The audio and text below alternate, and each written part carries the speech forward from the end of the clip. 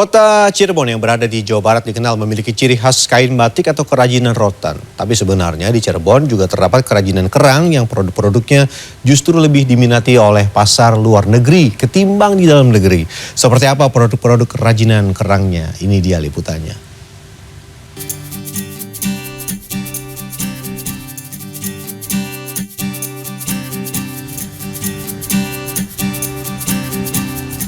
Sekitar 7 km dari pusat kota Cirebon, Jawa Barat, terdapat Tugu Kerang yang menunjukkan lokasi kerajinan kerang. Berada di Desa Astapada, Tengah Tani, Kabupaten Cirebon, kerajinan kerang ini sudah dikembangkan sejak tahun 2000. Dengan kreativitas juga ketekunan, kulit kerang yang tadinya dibuang bisa diolah, lalu diaplikasikan menjadi barang yang memiliki nilai tinggi, seperti lampu hias, cermin, furniture, dan berbagai barang interior lainnya. Karya kerajinan kerang ini 90% diekspor ke luar negeri, dengan mayoritas negara tujuan di Eropa dan Asia. Sementara 10% sisanya dipasarkan di dalam negeri.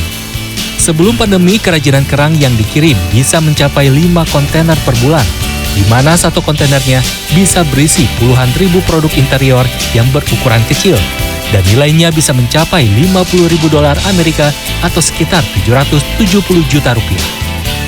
Namun saat ini rata-rata hanya satu kontainer kerajinan kerang yang dikirim setiap bulannya. Sebagai bahan baku, puluhan jenis kerang digunakan dan masing-masing memiliki beragam ukuran dan karakteristik yang berbeda. Meskipun begitu, semuanya berasal dari Laut Indonesia dan yang paling sering digunakan adalah jenis kulit kerang simping.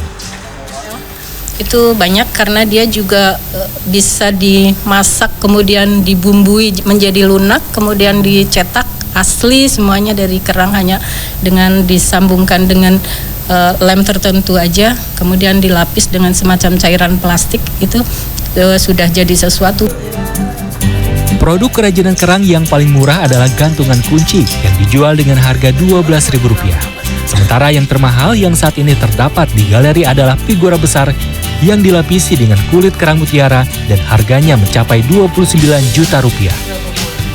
Dari sekitar 20 jenis kerang yang biasa digunakan, ada satu kerang yang paling rumit dan itu juga membuatnya paling mahal, yaitu kerang kulit mutiara seperti ini. Untuk potongan 1x2 cm ini saja dibutuhkan 3 alat potong dan 3 orang yang mengerjakannya. Jadi terbayang betapa lama mengerjakannya, ini tergantung tentu saja dari bidang yang dibutuhkan. Sementara untuk harganya, untuk lemari ini saja yang dilapisi dengan kulit mutiara ini harganya sekitar Rp16.500.000. Dari beragam produk kerajinan kerang yang tersedia, biasanya yang banyak diminati oleh konsumen adalah cermin dan lampu-lampu hias. Senangnya lampu sama kaca, karena kayaknya kalau lampu tuh ditaruh di ruangan gitu bikin kesannya tuh beda. Jadi kayak masuk ke tempat yang berbeda. Tapi terus kalau kaca, pinggirannya, bingkainya itu bikin mewah gitu. Mungkin kaca kayak sederhana kaca, cuma pas pinggirannya kayak gitu tuh mewah. Kalau ditaruh-taruh di pajang di sekitar rumah, lebih estetik aja sih. Unik, kelihatannya juga sangat mewah kalau ditaruh di rumah. Nah, untuk mengetahui seperti apa kerajinan kerang ini dibuat, di belakang galeri terdapat tempat produksi kerajinan kerang. Sebelum pandemi, jumlah perajin kerang di sini mencapai 300 orang, namun kini tersisa 60 perajin saja. Meskipun demikian, jika sedang banyak pesanan, warga dari desa-desa sekitar bisa diberdayakan. Proses pengerjaan kerajinan kerang bisa melewati 11 hingga 15 tahapan, tergantung seperti apa hasil akhir produk yang diinginkan. Saat ini para perajin sedang mengerjakan taplak kerang. Sekarang kita akan coba untuk membuat lubang di kerangnya menggunakan alat ini. Jadi kerangnya ditaruh di sini. Kemudian untuk melubanginya menggunakan pedal yang ada di bawah ini, jadi tinggal diinjak saja. Seperti ini.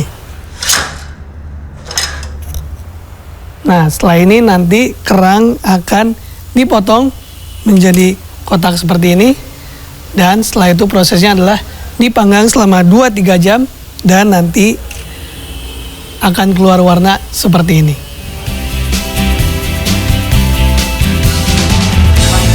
Potongan kerang yang sudah dipanggang tersebut tidak diberi pewarna lagi, jadi warnanya betul-betul natural.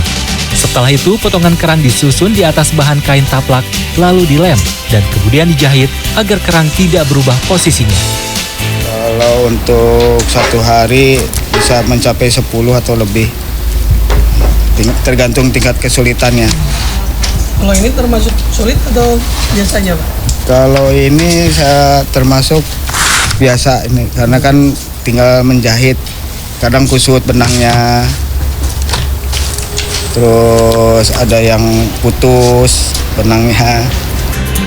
Selanjutnya pinggiran taplak dirapikan dan setiap potongan kerang kemudian diberi lapisan resin agar kuat dan mengkilat. Targetnya 2.500 taplak kerang itu harus mereka selesaikan dalam waktu 5 hari. Karya-karya kerajinan kerang ini diharapkan dapat terus berkembang karena menjadi daya tarik tersendiri, khususnya bagi Cirebon, baik untuk menambah kunjungan wisatawan juga bagi pertumbuhan ekonomi. Posisi kerang, kemudian rotan, terus kemudian batik, ini sebetulnya sih sudah selevel atau sudah terindustrialisasi ya untuk produknya. Ini merupakan produk unggulan dari Kabupaten Cirebon gitu, yang memang sudah dipasarkan di nasional bahkan internasional. Selama lebih dari 2 dekade, kerajinan kerang ini terus menggeliat dan berkembang. Dengan kreativitas, sesuatu yang tadinya dianggap tidak berharga seperti kerang bisa menjadi karya seni yang punya nilai jual tinggi dan mendunia. Wilam Nasution, Kahvi Jati, Cirebon, Jawa Barat.